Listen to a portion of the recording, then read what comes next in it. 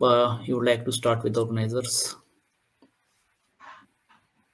Yeah, so we started this group like let's say I guess 2+ years back maybe, and it is our ninth virtual meetup. So the organizers are Gaurav Dhimate, Angudi, Naimish Takkad, and I am Gaurav Dubey. So thank you everyone for joining. Let's give it to Vikas. Sure. So thank you, Gaurav. So guys, my name is Vikas and I am working as a senior consultant at Infosys. So I'm a MuleSoft mentor and a MuleSoft certified integration architect. I have overall 12 years of integration experience covering different sorts of integration products like IBM, Sterling Integrator, TIPCO, and MuleSoft. Okay, this is my LinkedIn profile. Okay, if you want, in case you want to follow, and I recently started my channel, uh, Your Integration Buddy. So here where I share my knowledge regarding the MuleSoft product, so you can check that out as well.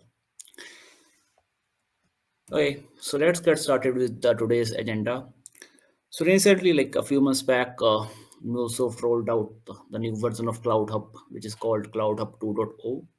So in today's session, we will explore why we need Cloud Hub 2.0, what are the few features of Cloud Hub 2.0, what are different, what is the architecture behind Cloud Hub 2.0, like what are different shared spaces, private spaces, how do we deploy the applications in Cloud Hub 2.0, and what are different feature comparisons like in between Cloud Hub 1.0 and 2.0, and what are various limitations which are currently in Cloud Hub 2.0.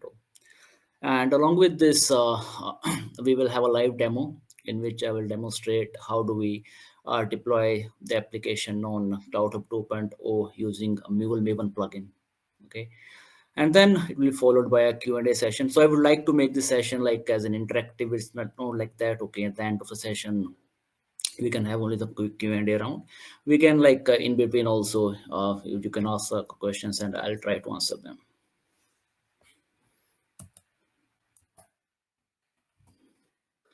Okay, so basically, why like MuleSoft introduced like Cloud Hub 2.0? Okay, so basically the whole agenda was to bring in more operational excellence in the operations. Okay, so basically, to get the more lightweight spinning up of the containers. Basically, this is a containerized environment which MuleSoft had introduced in Cloud Hub 2.0, which it is very similar to what was it there in the MuleSoft RTF. So only difference is that like in RTF, customer used to manage the infra, but here MuleSoft is all the infra is managed by MuleSoft itself. Okay, so here you can say that it is like MuleSoft managed runtime fabric. So I think you might have heard this term in the previous meetups as well. So basically, instead of spinning up a vCores, okay, instead of spinning up the VMs, okay, so it spins up the containers within the pods, basically. So the whole underlying architecture has been revamped over here. Okay, the AWS still remains the infra provider. Okay, but instead of now the spinning of the VMs, now it's based on the spinning of the containers within pods in a Kubernetes cluster. Okay, so basically, to bring in more operational excellence and give more additional features like accessing the logs of the ingress load balancers to make it more secure, basically allowing the outbound firewall rules. Okay, so there are different things that have been recently introduced in Cloud Hub 2.0. So that's why like this was brought up. Okay, so let me just show you like how does the basically Kubernetes cluster looks like. Okay, let's please show you. So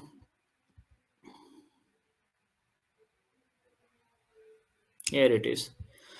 So basically, Kubernetes clusters like okay, so it is consist of the nodes basically. So nodes are nothing but the VMs.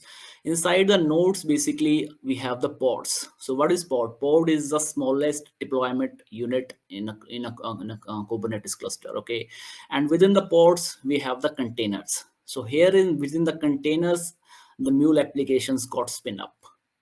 Okay, So this is how, like, this is node, and then this is a pod, and within the pod we have the container spinning up. So we don't need to worry about how these pods and nodes and all those things are created or managed by MuleSoft. Like, it's just like customer can just leave it up to MuleSoft to manage all these underlying infrastructures basically. Okay, so in like MuleSoft like RTFPs, okay, the customer was responsible. Let's take an example for the self-managed Kubernetes example. In that case, we were responsible for setting up the Kubernetes and managing them as well. Okay, so but here all the things are managed by MuleSoft, as MuleSoft only. Okay, so basically here we are deploying and running the applications in containerized environment based on elastic Kubernetes service provided by AWS. So it provides a standardized isolation boundary. Okay, so each Mule instance is running as a service in a separate container. Each container will have only one Mule instance running, Mule runtime running. Okay, it's not like that one container is containing multiple applications. No, containerized isolation is there. Okay, so you have to like only one application running in one container. Okay, then it provides the deployments across 12 regions globally. So like Cloud Hub 1.0, this Cloud Hub 2.0 is also available around 12 regions globally. So you have whole regions at your disposal to deploy the applications. And coding, apart from that, it supports the dynamic scalability as well. Okay, so to support that horizontal scaling. Okay, so to maintain more high availability, right, we can increase the number of replicas. Okay, so in the Cloud of 1.0 we use a terminology workers, but here instead we use replicas. Okay, so on how many ports we want to replicate the same state. Okay, horizontal scaling, like, it can be achieved by having more than one replica. Vertical scaling, like, as you know, like, we can increase the number of vcore size. Okay, the number from the memory and the CPU consumption. So those things can be increased, like, by increasing the number of vcore. By increasing the vcore size, we can achieve the vertical scaling as well. Okay, then there is more granular vcore options. Okay, so in Cloud of 1.0 you see that, okay, we select while deploying the application point 1, point 2, and then 1, 2, 3, 4, like that. Okay, but here we have fractionalized vcore options as well, like point 1, point 2, point 3, point 4, like that. So we'll come up to those things when we deploy the application. So I'll show you how those things show up. Then the main thing, like, that we have been introduced over here is a clustering. Okay, so earlier the clustering was supported only on the Mule runtimes, which are hosted on the, like, on premises or the customer hybrid deployment models only. Okay, but now here the Cloud Hub 2.0 is supporting the clustered mode as well. Okay, minimum two cluster replicas are required for clustering, because, okay, so they can share the same state of the VM queues, object store. So all those things can be using the Hazelcast setup. So those things, those like the common things, can be shared across the same state can be maintained across the replicas. Then it supports various features like intelligent healing. So suppose that, like, some of the, like, the underlying infrastructure of a replica gets some issue, then the MuleSoft will automatically spin that replica into the other infrastructure. Okay, the other availability zone. So it's zero time updates as well. So it's like that. Okay, we have the option whether to do a rolling update or a recreate. Okay, in the rolling update there are zero downtime. Okay, so the earlier version of the applications is still up and running while the new one is getting deployed. And there is a recreate option as well, in which the earlier version gets stopped, and the new one gets deployed. So there's a downtime in that recreate option. Okay, yep. So that's pretty much about the why Cloud Hub 2.0. So any questions before we move forward? Yeah, at once. Someone is like Bidhan is asking to zoom a little bit, if that is Zoom. possible. Like Okay. screen zoom, I guess. So, like, you're not able to see the full screen, Gaurav? No, I am seeing it perfectly fine. Okay, but Just I'm not sure. How do I zoom it more? yeah, Like, let okay, it I be can. if possible. Like, all others are facing the same issue. Like, you're able to see it, like, on the full screen, right? Like, it's not possible because it's in the executable mode, right? I can't zoom it more. Yeah, of the how in the presenter mode. So if they want, they can unmute and speak. So I have like enabled presenter mode for Bidhan also, but he is not sure how he's connected. No video, nothing. I think that it's fine. I believe able to Oh, see perfectly the laptop. okay, cool, cool, cool. Okay, fine then. Let's move forward then. Okay. So this is just a continuation of the first slide. Okay, more in the graphical mode. I just wanted to show you what is the like it's any point the a control plane having the any point monitoring logs, object store v2, runtime manager exchange, access management, and then here in the runtime plane, as I told you in the Kubernetes cluster, we have the object. Sorry, so here are the worker nodes within the Kubernetes cluster, and within the worker nodes, we have the pods having the Mule applications running. So these are connected and via the agent basically. Okay, so I have included the link over here where you can do see the comparison between the Cloud Hub 2.0 with Cloud Hub 1.0 and RTF. So we can see in detail what are the features which were supported in Cloud Hub 1.0, which are not in supported in Cloud Hub 2.0. So it's a detailed comparison between all these three deployment models. So as we discussed, like it is fully managed by MuleSoft. We don't need to worry about any patch management, any installation, nothing. It's completely an iPaaS solution provided by MuleSoft, lightweight containerization. So more efficient resource utilization will be over here. Instead of spinning up the VMs, we'll just spin up the containers within the pods. Granular resource allocation, as I told you, okay, we will see in the further sections. Okay, just like in more fractional vcores can be allocated point 1, point 2, point 3, like that. And then we have introduced enhanced security as well, like in the early Cloud 1.0, like there's no feature like in enabling the outbound firewall rules. So those have been introduced here as well in Cloud 2.2. So here, so basically, the architecture basically of Cloud Hub 2.0 consists of two main things. What is one is a shared space, and another is one is the private space. Okay, so shared space is nothing but it's an elastic cloud of resources that includes instances running in a multi-tenant environment. Okay, so please stress on the word like multi-tenant. Okay, so all the tenants share the same shared space. Okay, there is one Kubernetes cluster which is pinned across one region. Okay, there is one region, and that Kubernetes cluster is shared by different customers, I would say. Okay, so although the application is still isolated from each other, so they are isolated based on the logical namespace. Okay, according to the endpoint environment, there is still isolation is there, but it's only based on the logical namespace only. Okay, so there is one shared space per region. Okay, so when do we go for this option basically? Okay, when do we decide either we go to the shared space or private space? So we can go for the shared space in case we don't require a solution from the public cloud. Okay, we are okay to have other customers also use the same shared space as we are using. Okay, and when we don't need to connect to on-premises data centers, okay, there is no requirement. Okay, we just communicating with the SaaS applications. Okay, and there is no requirement to connect to any on-premises data center for like for any database connected. So, we don't have anything sitting over in our on-premises data center, so we can go for this option. And when we are okay to use the cloudhub.io in that domain name. So basically the endpoints that we'll be getting here in the shared space, so all will be having the domain name cloudhub.io. Okay, so we can't have the vanity or the customized domain names if we go for shared space. Okay, and then it uses the MuleSoft custom certificates. So we don't have the option to configure the custom certificates over here. And then we go for the what is the then the next option is the private space.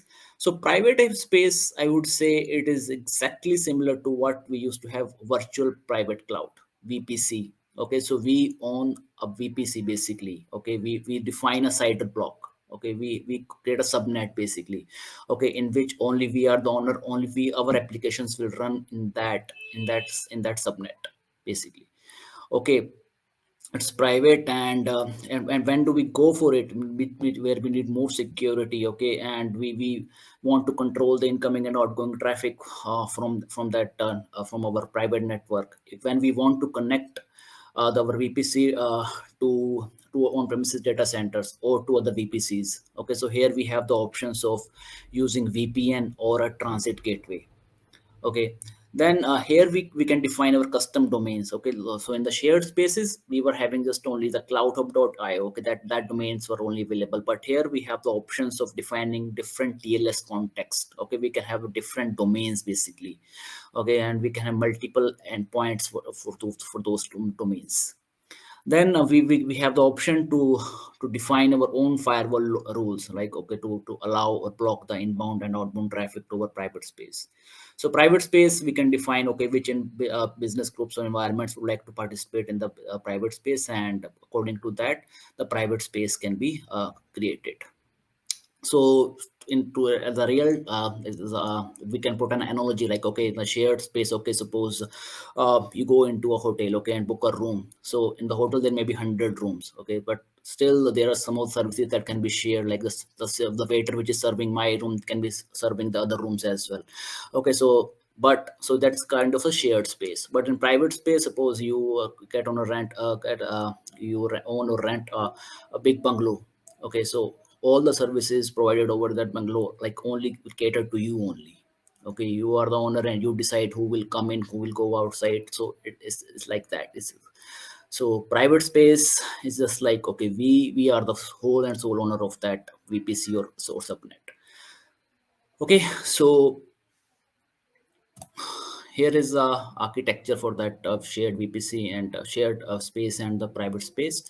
So again, here the control plane, runtime plane, no multi-tenant, no vanity support, last mile security, SSL forwarding supported. So I'll come back to these two things, last mile security and SSL forwarding supported, in our demo part. Okay, and then the private space, here the control plane, runtime plane, the only exception here is that we can connect to the data centers via VPN. We have a redundant tunnel as well in case the primary goes down, and then with the transit gateway as well in case we want to connect various VPCs along with the data centers. So these two options are additionally available in the private space VPC. Okay. So now coming on to the Cloud Hub 2.0 deployment basically. So in the initial slide, as I told you, right, so more fractional vCores are available for deployment, okay, unlike Cloud Hub 2.0. So here you see that point 1, point 2, point 3, point 5, 1 and 1.5 in total memory here according for these vCores. Okay, so and then there is a deployment model of rolling update. Okay, rolling update. It means that we maintain the older version before the application is redeployed. But here, in case extra vCores are needed, because earlier version will still be up and running when you deploy the new version of the application. Okay, so when you have only a extra cores at your disposal, then go for this option. Otherwise, recreate is the other option where we terminate the old replica and deploy the new replica. Okay, but it is quicker than the rolling update. But here, no extra vCores are needed because before deploying the new version of the application, the old one is terminated. So let's start with the demo part. So any questions till this point?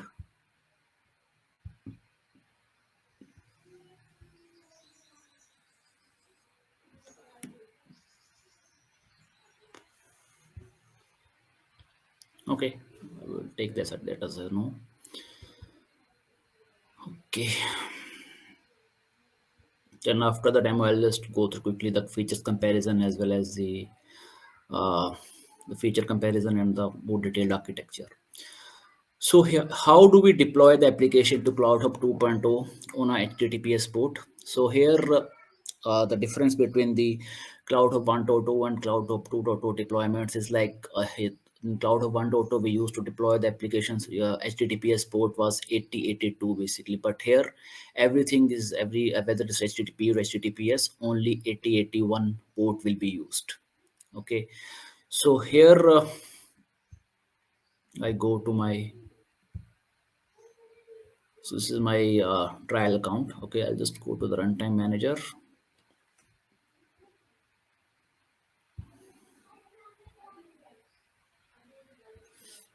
Let's refresh it. Okay.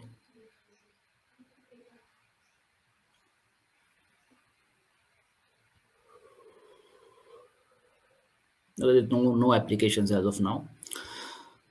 So I've just created a simple application in which I'll just be receiving the request of HTTPS port and setting up a payload. Okay. So I've configured the key store on the server side over here in the listener. So how do we deploy it to runtime manager using the connected apps basically? Okay. So I'm using MuleSoft plugin and connected apps. So here, if in the go to the pom.xml of this app. So here, I'm sorry, go under this section plugin.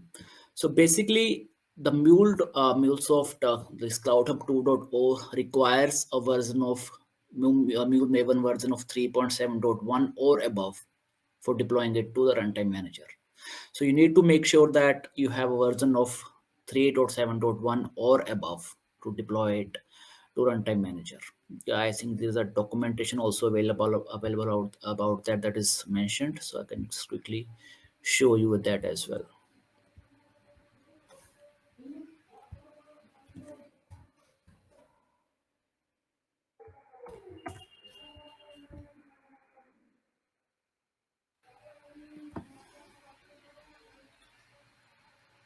Okay.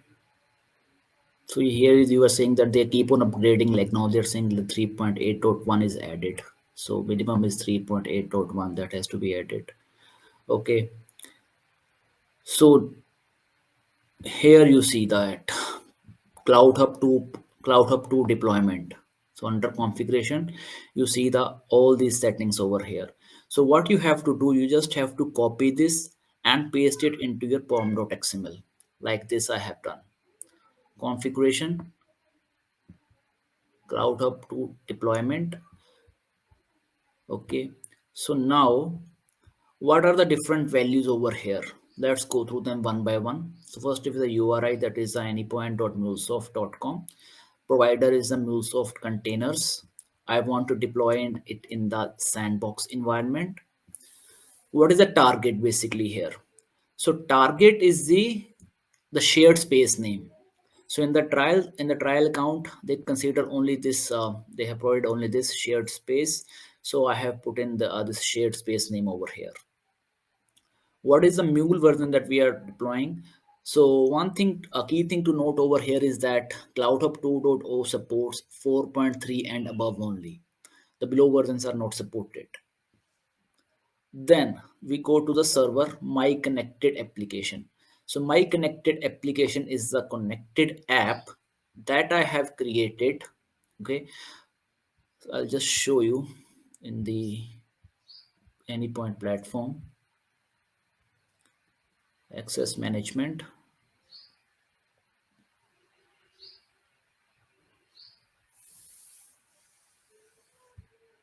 connected apps.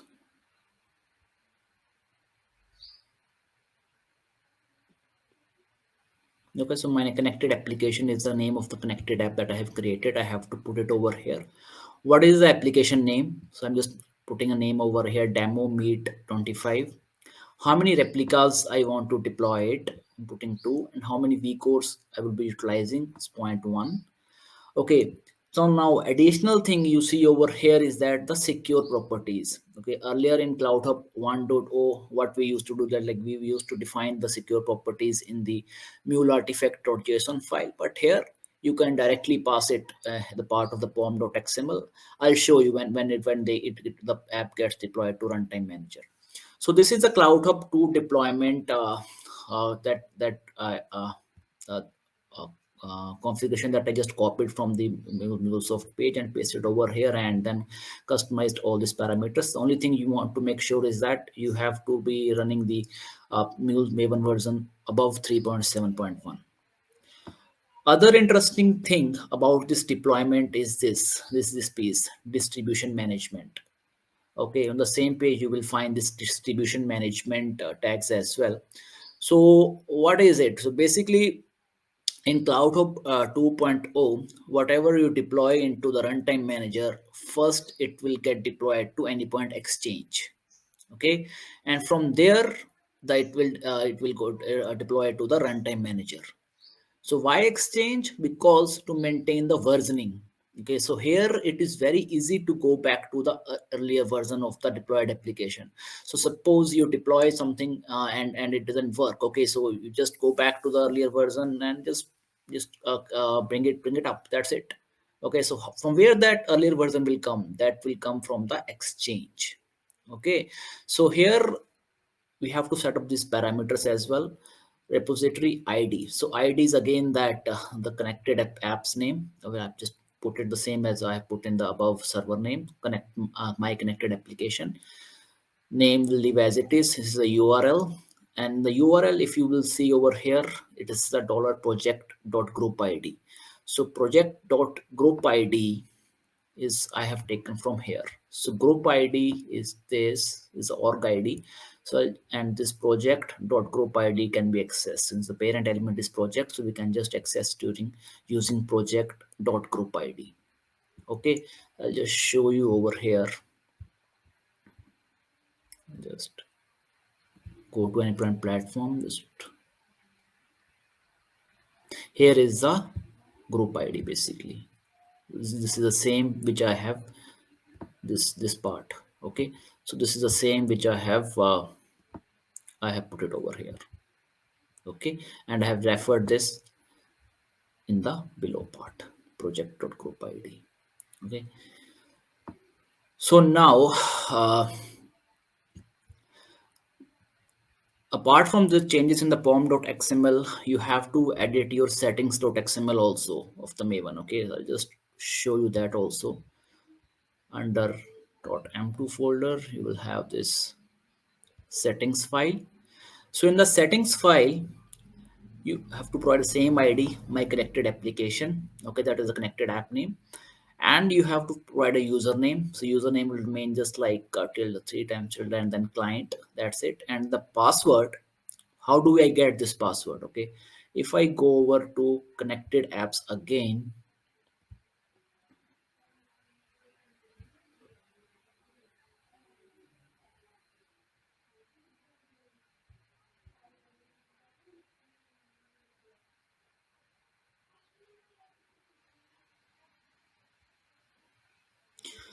copy id and copy secret. So in the password it will be a combination of id and secret. You see over here, this is the id and this is the secret. So I'll show you the settings.xml. So this is the id starting with 2e. Yep, here it is. And then is a password starting with af.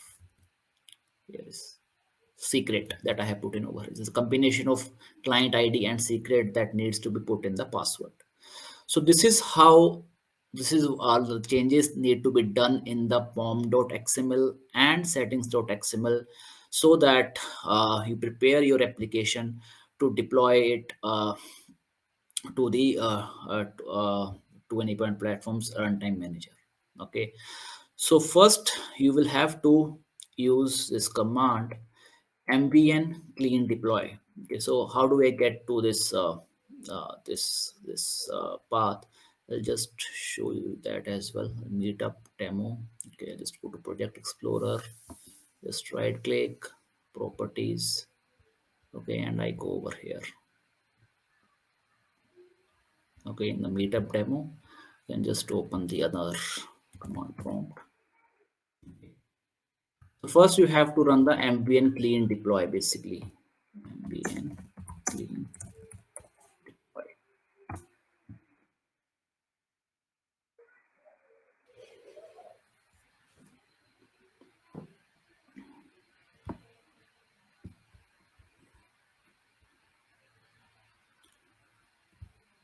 I'll just see what version of this application is getting deployed. So I'll just see over here. The version is 1.0.5. I'll just go to the exchange now. So how do we see these all these applications in the exchange? So there is a URL for that, endpoint.mulesoft.com exchange type is equal to app and show is equal to all. Just over here.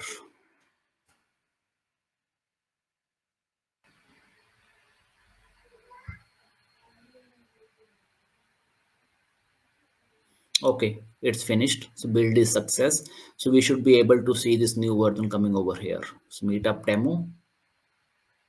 So it's published till now. It's 1.0.5. So it has come to the exchange.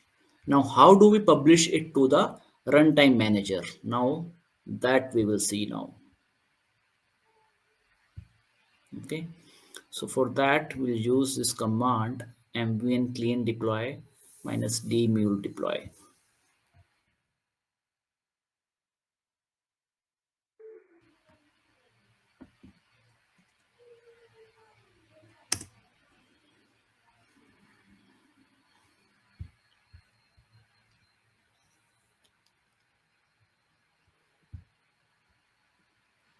So till the time it's being deployed, any questions, guys?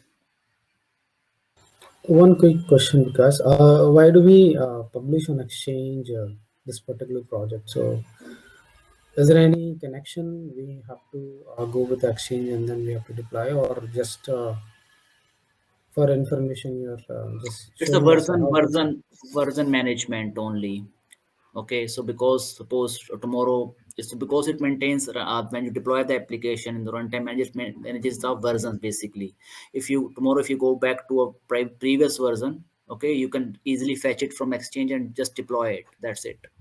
I'll just show you over here that thing. Okay, that Okay. particular exercise we don't have in Cloud Hub 1.0, right? Yep. No. We can't do a rollback of the deployment. Yes, we can deploy it again, but we can't move to a earlier versions basically. I'll show you Hmm. here when I just do some changes and I show you like how do we go back to the previous version. So basically that exchange acts as a repository basically to contain the previous versions basically. That's the reason that is first getting Like we deployed have to exchange. external repos, right? Uh, Right. And here the we are MuleSoft is using we are exchange. just keeping that, and anytime we can go and deploy Yep. it again. Yes. Yep, you will see over here now the in the runtime manager, it is getting deployed. So okay, so I'll just see over here. So it's applying. We will just use the status. So it's we have mentioned in the pom.xml like okay, we're deploying it to two replicas. So the two replicas getting spinned up. Okay, so now you see that the public endpoint is also created. Okay, now the application is started. So this is the public endpoint you see over here, this cloudhub.io. So in the shared space we don't have the option to change it basically. Okay, so whatever public endpoints will be getting in the shared space, that all will be having this domain name cloudhub.io. There is no option to change it. Target name, that's the same which we put in the shared space name. Since in the trial account it allows the deployment only this shared space, so in the pom.xml we have to refer to this only. If you put something else and you are still using the trial account, it will not work. Okay, here is the important part, configuration. Okay, so I'll just show you the configuration. So as I told you, it maintains various configurations. So when I deploy it, a new version of that, a new configuration will be created. Okay, so you see over here all these things have been populated. Replica size I mentioned 0.1 vcore, that has come over here. Replica count is 2. MuleSoft version mule version I mentioned 4.4.0, that has also come over here. So we have the option to change it as well. Okay, so see, it starts from 4.3, so there is no support for the previous mule versions. It starts from mule 4.3 and then up mule 4.3 and above only. Okay, replica size as I told, 0.1, 0.2, 0.5, it goes up to a maximum of 4 vcores. Okay, so there's fractionalized as well, 2, 2.5, 3, 3.4, 5 and 4. cluster mode as well. Okay, so as I told you, to share the same memory like the Hazelcast mode, to share the same VM queues or the object stores, so to maintain the same state across different replicas, basically in a nutshell. So we use the cluster mode, and we have the option to use the object store v2 service as well. So do note here that we don't have that persistent uh, persistent VM queue service over here. So that part is not provided over here in Cloud Hub 2.0. So after this, I will just show you how does the state management occurs in Cloud Hub 2.0 after this demo. And then there's a deployment model. So rolling update and recreate. Rolling update means the application, there will be no downtime. The earlier version of the application still be up and running while the new version is getting deployed. And then recreate is like stopping the application and then deploying the new version on top of that. Okay, the rolling update, just go for that when you have extra vCores at your disposal, because as I told earlier also, the existing versions still we are consuming the vCores while the new ones are getting deployed. And recreate just like stopping the or deleting the first versions and then deploying the new ones, so no extra vcore utilization will be there in the recreate part. Then all the traffic to these replicas, okay, so those are regulated through an ingress controller. Okay, so we have these endpoints, public endpoints, as I told you, as I showed you earlier also, it's cloud hub 2.0, cloudhub.io. And we if we more features are available over here when we purchase this license, like apart from this endpoints, we can add our additional endpoints as well. Then there is option to path rewrite. So path rewrite is nothing like, okay, it's like just like your HTTP listener is listening on some path like slash path, but you want to overwrite and you want it the request to be routed to some other part. Okay, so it's just like you can just rewrite that path. Okay, suppose uh, it is the initial path was this and you want, but instead of listening on the path, like I just say path one, you can just have it rewritten, override basically path updated. So the requests which are coming to this path updated, those will be routed to path one. Okay, so that is how what it means, that the path is original path was this, but it gets overwritten with path updated. And then there is forward SSL session last mile security. I'll demonstrate as part of this demo. Okay, so then properties. You see, we passed that HTTP dot port as a secure property. It has come over here, and you will see that it is showing that protected value. We can't see it. Okay, so the secure properties can be passed as a part of the POM XML. Coming on to logging, so yeah, logging is similar to what we have seen in the Cloud Hub 1.0. So now if I go back, you see that now the application name is demo meet 25, shared space, Cloud Hub 2.0, and status is running. Okay, I'll just go over here. So I have deployed this application on HTTPS port 8081 basically. Okay, so now I'll just append the path demo. Okay, so it's still not accessible. Any idea, guys? Like why it is still not accessible?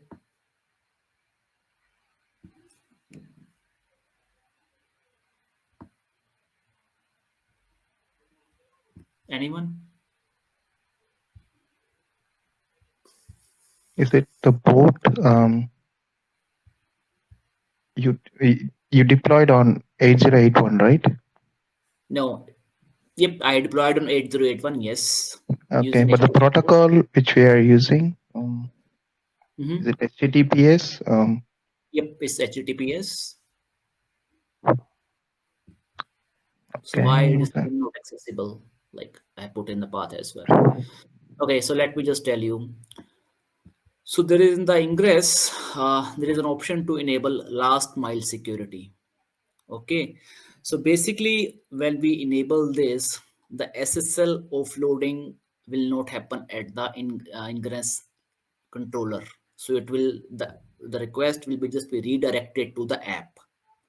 Okay, I'll just draw it over here.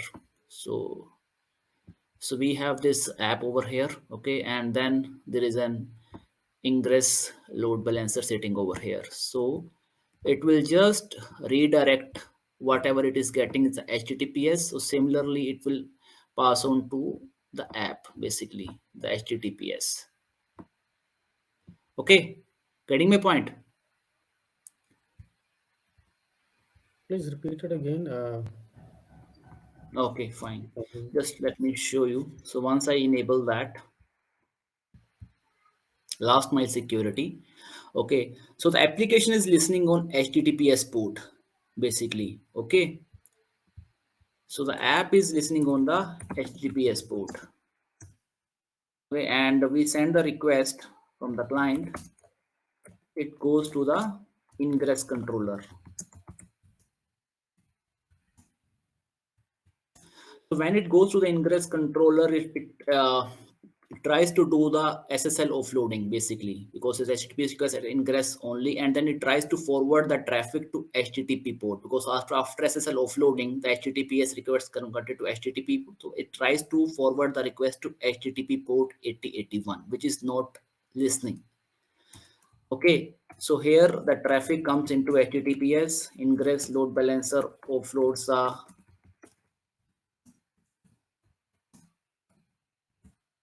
SSL offloading happen, then it goes to HTTP and it searches for HTTP 881, but that is not the case over here.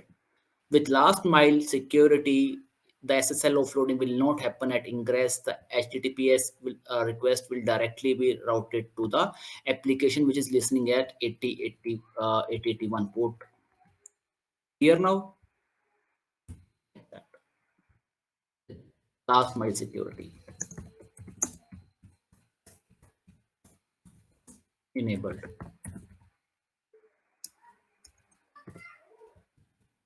Does it make sense now?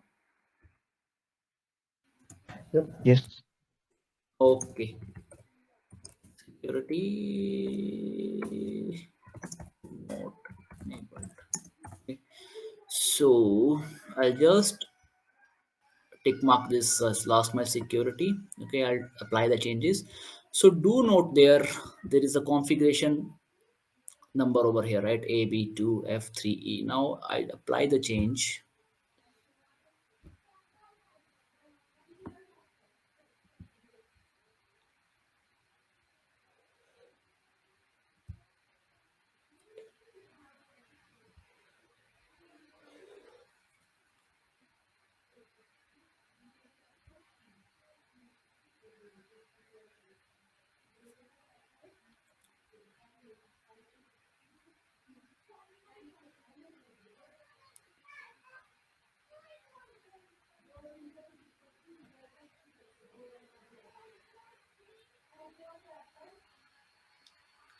Still applying the changes.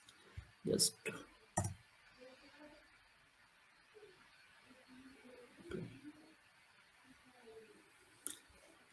you see now as the changes are being applied, a new configuration is created. Okay. So this is what I was talking about, the version management basically. Here is the one which is getting deployed at 12:49, and this was the last successful. So see the last one which we uploaded at 12:39, 10 minutes back, and this is the one which is currently being deployed 12:49. So now where we have the now option to go back to the previous versions as well. So from where it will get this, it will get from the exchange. So that's why the first the things are uploaded to exchange, and then from there they make it to runtime manager. One or more. Okay, it's now deployed. I'll just try to wait a second. What happened? Just 1 second, guys.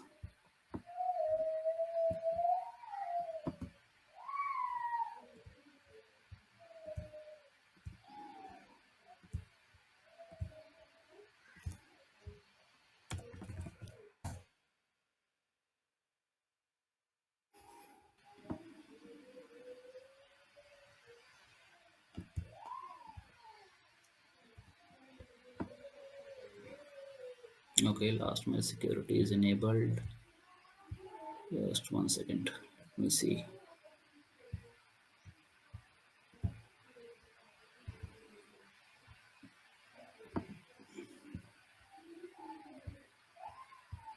Okay. So now this is the configuration which is there. Ingress, we have last mile security,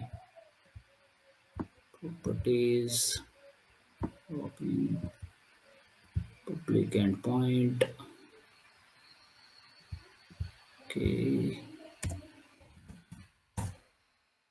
Here is the response. You have passed through the ingress controller and reached the app successfully. Okay. So this is the now if I want to go back to the earlier version, I easily go over here. Just click on that and apply the changes.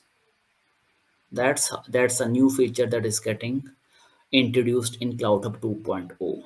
If your deployment like doesn't go well, just revert to the previous versions easily. Just click it and you will be able to go back to the previous versions.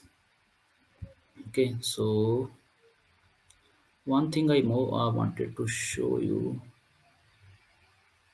the logs. You see over here. So these are the logs which are getting populated. Okay, once we deploy this application. So right now, you see all the logs are kept to 30 days, 100 MB per config. In Cloud Hub 1.0, there were 100 MB of logs per application, okay, for 30 days. But here, 100 MB of logs are kept for each configuration. How many numbers of configurations we go on creating? 100 MB will be reserved for it for 30 days. Okay, so that's another difference as we compare to Cloud Hub 1.0. Okay, so and the ingress, if I go over here. Okay, so this was last mile security. Basically, it is generally used when we do a one-way SSL, and forward SSL session is generally recommended or generally used in cases of two-way SSL, in which client and server both authenticate each other. In last mile security, it's only the client authenticating a server, but in forward SSL session or two-way SSL, both client and server authenticate each other. Okay. So any questions, guys, up to this point? So we checked how to deploy the application to Cloud Hub 2.0 on HTTPS port 8081, and we deployed it using the Mule Maven plugin with connected app. We checked the last mile security. We checked the different versions from Exchange, and we checked the different configurations of these applications deployed in Runtime Manager. We can deploy it using the rolling update and recreation, and we know which mode to use when using when to decide which mode to use, right? We want to go to rolling update or we want to recreation. And then uh, previously like I heard like, okay, we can, even if we stop the application, the cores are still consumed. Okay, so we can check that as well. Okay, I thought you might have also heard about that, but yeah, let's see. So I just go to my access management.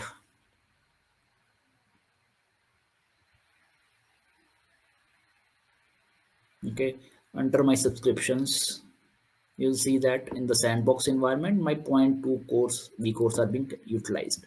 Now let me just stop this application.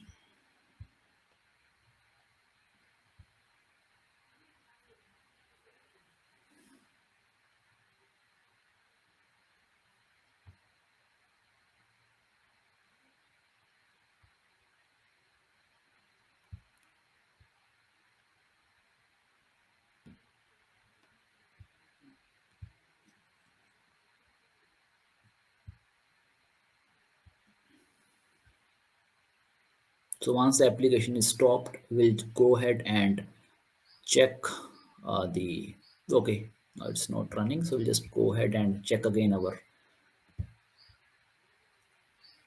access management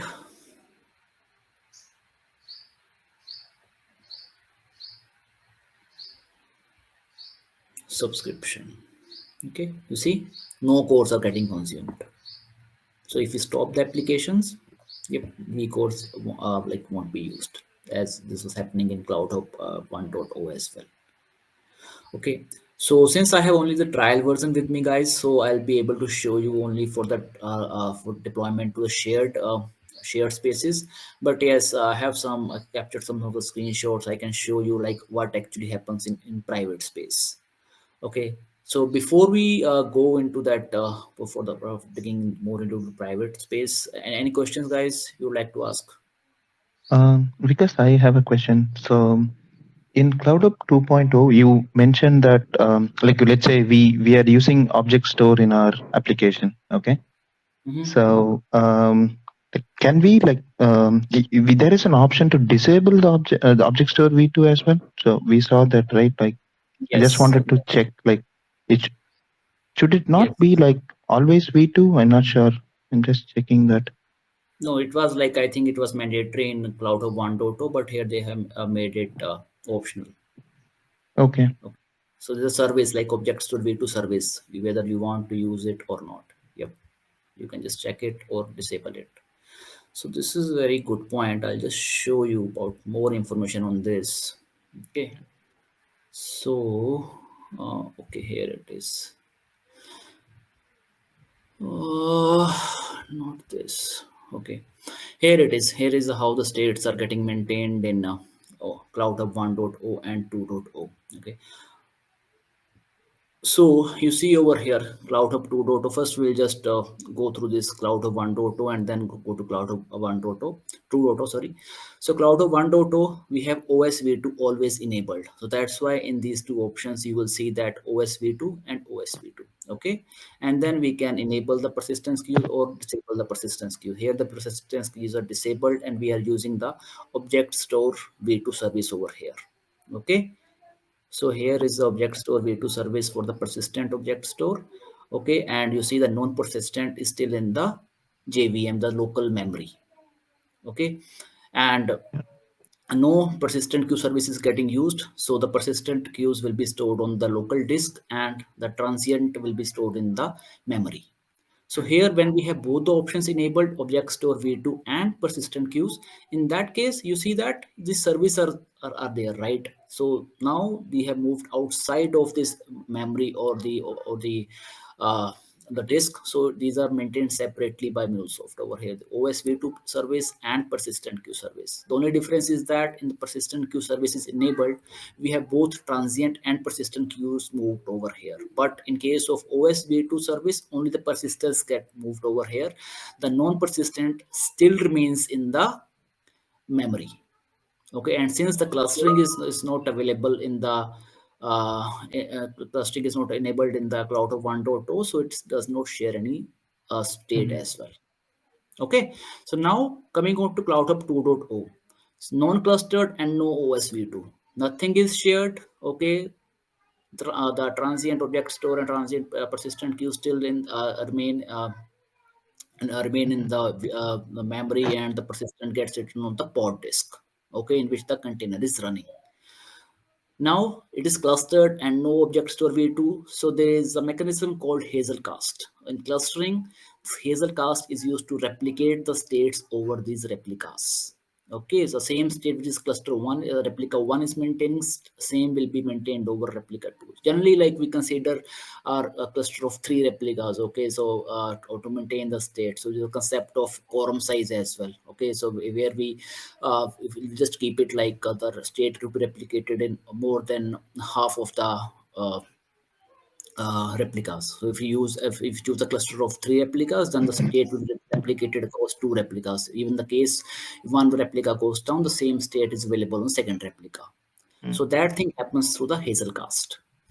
Then non-clustered and object store v2 enabled. You see that again. So this thing has been moved outside. Okay, the disk and the JVM part. Since it's a non-clustered, nothing is shared between these replicas. Then we have the last clustered and object store v2. Since it's clustered, okay, so that state will be shared between the transient and the persistent queues, and The OSB2 again it has moved outside, and the non-persistent will still remain in the non-persistent object store. It will still remain in the memory, and with nothing, it won't be sharing any state. I hope now it's clear. Yeah. And we don't have the persistent queuing service, right? Yep, that's what here. Na, you see here, you see Mm-hmm. persistent queue service. Yep, here it is, Okay. but here it is not available. You don't see in the runtime manager. Na? Persistent Mm. queues are there, but yes, persistent queue service which was provided by MuleSoft, that is not available. Okay, got it. Yeah. Okay. Okay, then I think I captured one other information also. Okay, I think the same one. Okay, yeah, no worries. We can move forward. Okay, so any other question, guys?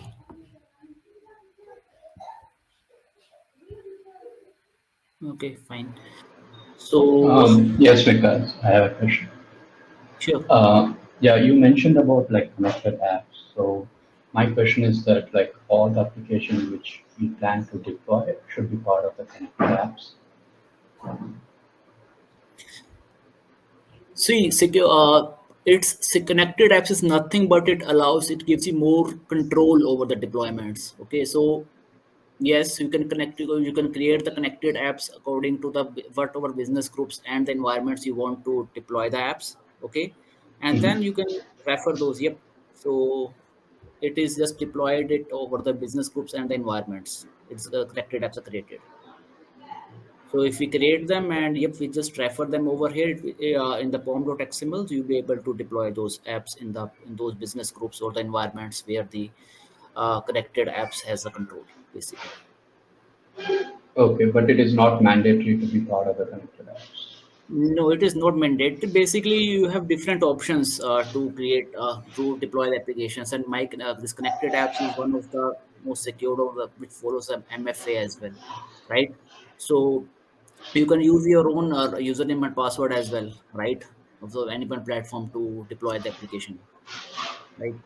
So whatever the access my connected app will be having to the which of the business groups or environments, over those environments and business groups, you can deploy the applications using the my connected using connected apps.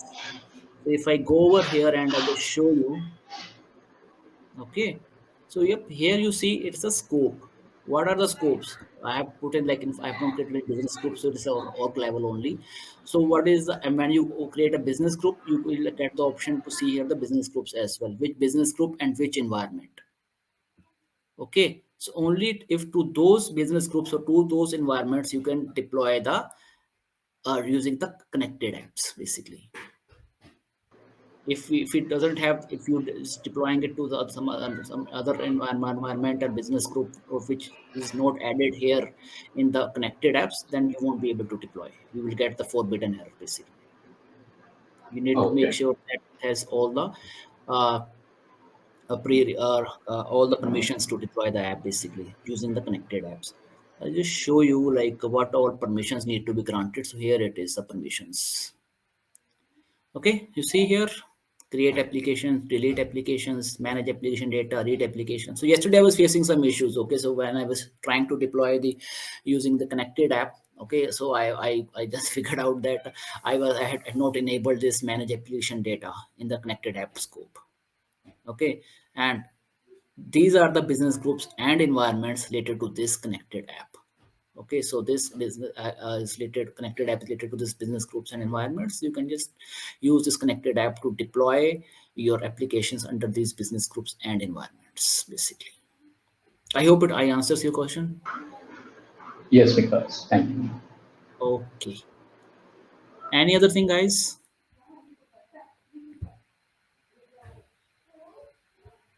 Because I have one more question on the ingress controller. So we had like the dedicated load balancers, right?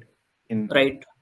so like Yep. we were actually able to write dynamic mapping rules to route the request to the Mule applications, right? So like, do we have something like that, or like can we have Yes. multiple Yes, like we do the have. order? So yep, Yeah. yep, yep. we do have. The Mm-hmm. only thing is that advantage of using ingress controller is like all the facilities that were there in DLB, yes, all those are available over here. Okay. Okay. I think in the DLBs you were not having the facility to control the outgoing traffic as well, outbound firewall rules basically. Yes, So yes, here those those are have not there. also been introduced. Okay. Mm. Apart from that, you have to pay extra for the DLBs, right, in the cloud of 1.2. But here, like it's ingress controller is inbuilt, like it's inbuilt functionality provided by MuleSoft. You don't need to shell out extra money to take advantage of this feature. Okay. So now, since like I'm using, as I told you, like I'm using this trial version, and trial version allows deployment to the shared space only. But Mm. I have captured a screenshot. I can just show you over here. I can just show you how does the private space looks like. Okay, so private space, you were able to see, or I just try mute. I zoom a bit. I think now it's clear. Yes. Okay, cool. So you have to define first a CIDR block. Okay, as I told you, like it's a subnet which you'll be owning. Okay, when you'll be deploying all of your applications basically. Okay, so how do we define a CIDR block? Okay, so if you want to get some knowledge on that, you can just go to this CIDR.xyz site. Okay, so here you just define this block of it, IP address range 10.1.0.1. Like you can just play with this 22 or 24. Okay, you will, based on this range, you will see that there's a list of IP addresses has been provided, first usable IP and last usable IP. Okay, so based on this you can just see how, and this is a 256 count of IPs that will be reserved for you in that particular subnet. Okay, so this is how you define a CIDR block, and this is like part of private network, so you won't be able to access it directly from the outside. Okay, you can just play with, I think this 16, you can make it 16, so just keep this 65,536 count. So based on your application, okay, number of applications you have and where in which mode they are deployed, like they are highly available. Based on those things, you need to decide, okay, like how many IP address range, how many CIDR block you want to configure. The thing here is that once you create a CIDR block, there is no option to update again to decrease or increase the number of IP addresses over there. So it's just like created once only. If you want to create the block again, like tomorrow your requirement changes, like okay, today you created a cider block considering you have 10 applications only, but tomorrow if they increase to 50 and you feel the need to increase cider block, you have to create a new cider block, and then you move your applications to new cider block, so that will involve a downtime as well. So you just take care of like okay, how much applications of like forcing the future. Okay, how many applications you anticipate to deploy in the coming time. Okay, how much the volume of the applications will grow in the coming years. Based on that, you decide the cider block size basically. Okay. Okay, so then there is DNS target also. Then there is a target, so we'll just access it using the DNS target. Outbound static IPs and inbound static IPs and outbound static IPs. This is very like this is a new things which are introduced over here. So in CloudHub 1.0, if you would see, you had the option to define the static IPs at app level. Okay, so but here you have the option to define the static IPs at private space level. Okay, you can, if suppose you are you are connecting to some server like the FTP server, okay, and they want to whitelist the traffic. Okay, so you can just provide their coming from the MuleSoft, then you can just provide this outbound static IPs to them and they can whitelist the traffic. Okay, so here the outbound IPs and static IPs and inbound static IPs, they are at the private space level. But in the cloud of 1.0, those were at the app level basically. Okay, and these are generated like the number of outbound static IPs or inbound static IPs which you get. It depends on which availability zone or region you're deploying the application. It might be two, it might be three, it might be four. Then there are two connectivity options, as I told you, VPN and transit gateway. Okay, So VPN is used when we used to connect to the our on-premises data center. Suppose you have some databases sitting on your on-premises, okay, and you want to access them, then you just set up a VPN tunnel between your VPC and the on-premises and just connect it. That's it. And then there is a transit gateway involved as well. Suppose you want to connect multiple private spaces and those need to further connect with some on-premises data center. So just you have a single point of contact to route the traffic. So that is a transit gateway, basically. Okay, so those two things are available over here. So here in Cloud Hub 2.0, there is no concept of there's like they don't support basically VPC peering and direct connect. Okay, because those involved the support of the MuleSoft guys, like you use a ticket with MuleSoft guys and those and then get those services enabled, VPC peering and direct connect. So, but here these are self-service basically. Okay, in the Cloud Hub 2.0, you become it's like a more of self-service. Okay, you just go ahead and set up this transit gateway and VPN on your own without involvement of the MuleSoft support. So this is how the transit gateway also looks like. Okay, so just I grab this from the net. So here it is. So multiple VPs connected through a transit gateway, and then it is acting as a single point of contact between the customer network and all these VPCs and the traffic going over internet via IPsec VPN tunnel. Okay, so yeah, so that's pretty much about the private spaces as well. Okay, any questions, guys?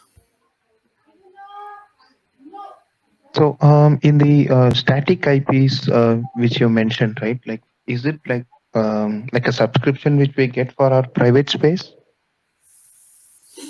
Right. So once you get when you get the license Mhm. for the to use the private space, yes. So those will be automatically assigned to you when you create that CIDR block. So once you create a Okay. CIDR block, then automatically those static IPs can be assigned, and then you can to the like outside partners for whom you are connecting, you can share those with them to whitelist basically for the whitelist purposes.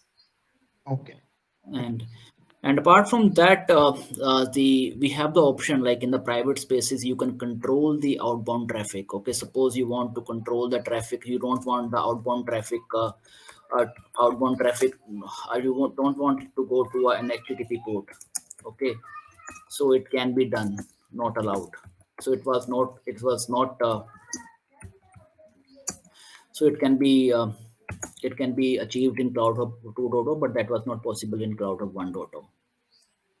Okay, so enhanced security features, definitely these are there, but yeah, we need a license to the private spaces to explore all these features over there.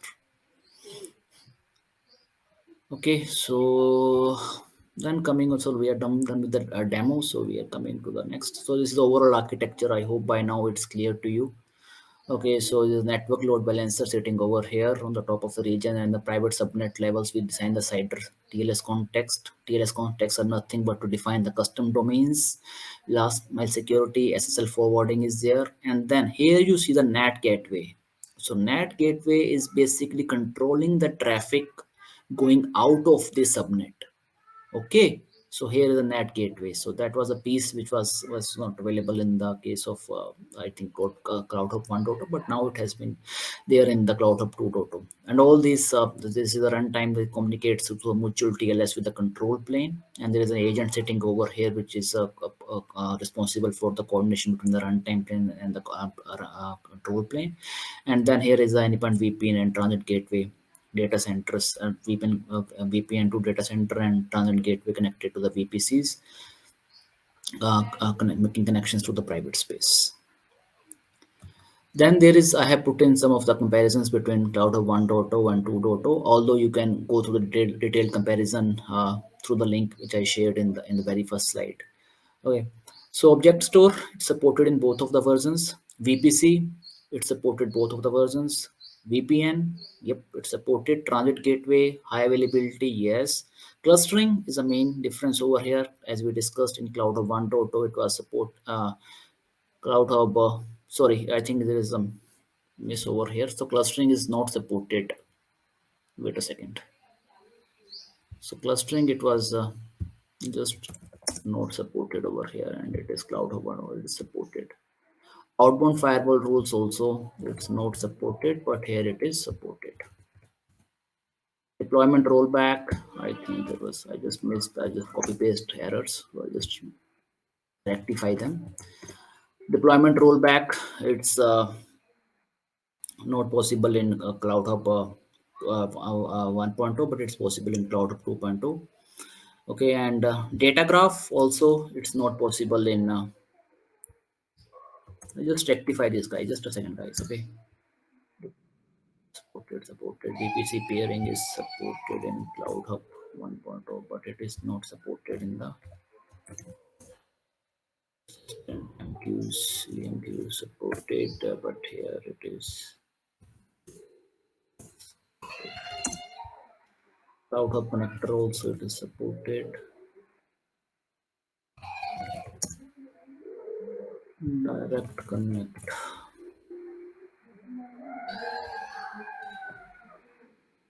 Okay, yep, I think yeah, that's it. So private space, this is a app level, and this is a private space level. Yep, now it's correct. Okay, so outbound firewall rules as clustering, so it is not supported in Cloud 1.0, but is supported in 2.0 as we discussed. Outbound firewall rules also, those are not supported in 1.0, but just supported in 2.0. Deployment rollback, as I showed you, it is supported in 2.0 version. Data graph is still not supported in 2.0. VPC peering is not supported. Persistent VMQ service is not supported. Cloud Hub connector, it's not supported. Direct connect is not supported. Static IP addresses, as I showed you, it is supported on private space level instead of app level. And then there are inbound firewalls which are supported in both the versions. So now we come to the last slide of this today's session. So I believe I covered all these topics. So maybe if any one of you can just unmute your mic and just answer these questions, that would be great, and we can just wrap up this session. So what is rolling update? If anyone can answer.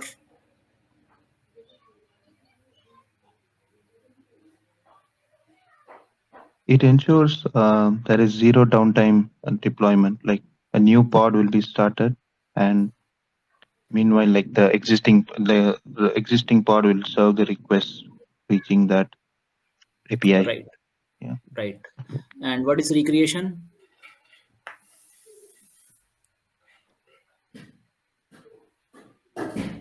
So recreation also we Second, discussed, right? So like it includes the downtime basically. Okay, and what are other containerized platforms available apart from AWS? So right now it's like infra is only the AWS, but for RTF we have other containerized platforms also available like Azure, AKS, or GKE. Okay, so what is last mile security? Explained, right? SSL SSL for, offloading. Yeah. yep, SSL offloading and used for the one-way SSL. SSL forwarding is for the two-way SSL. So Cloud Hub 2.0. Okay, so I hope I have demonstrated and I spoke at length also about why do we go for why do we need Cloud Hub 2.0, what are its different features, and what is private space, shared space, how many regions is currently supporting is 12 regions, and what is horizontal scaling, what is vertical scalings, we spoke in detail. What are new runtime versions are supported like 4.3 and above, and it does not support the persistent VMQ service. So I hope you will be able to answer these questions, and if you don't know about these answers to these questions, just let me know. We have covered all these topics in this session. Okay. Yep, Gaurav, I'm done. So if you don't have any questions, yep, we can wrap up.